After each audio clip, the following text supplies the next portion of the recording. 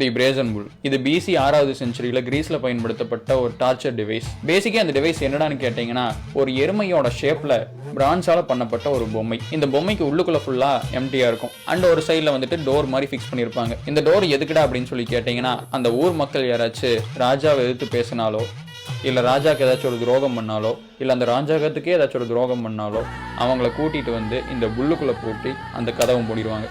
கதவு மூடினதுக்கப்புறம் என்ன பண்ணுவாங்க தெரியுமா, அந்த புல்லுக்கு கீழே நெருப்பை வச்சிருவாங்க. ஸோ உள்ள இருக்கவன் கொஞ்சம் கொஞ்சமா கருகி சாவான். நம்ம வீட்டில் வடச்சட்டியில சிக்கனை குக் பண்ற மாதிரி அதுக்குள்ள மனிதர்கள் குக் ஆயிட்டு இருப்பாங்க. இது அந்த நாட்டு ராஜா வந்துட்டு வெளியே உட்காந்து ஜாலியா பார்த்துட்டு இருப்பாரு. அவருக்கு இதை பார்க்கறதுக்கு சினிமாட்டிக்கா இருக்கணும் அல்லவா. ஸோ அதனால இந்த புல்லுக்குள்ள 2-3 மெக்கானிசம்ஸ் இருக்கு. முதல் மெக்கானிசம் என்னன்னு கேட்டீங்கன்னா, இந்த எருமையோட வாயிலிருந்து ஒரு மியூசிக்கல் டிவைஸ் மாதிரி கனெக்ட் பண்ணிருப்பாங்க. அந்த டிவைஸ் வழியா உள்ள இருக்கிற ஒரு கத்தும் போது வெளியே இருக்கிறவங்களுக்கு அது ஒரு எருமை கத்துற மாதிரியே கேட்கும்.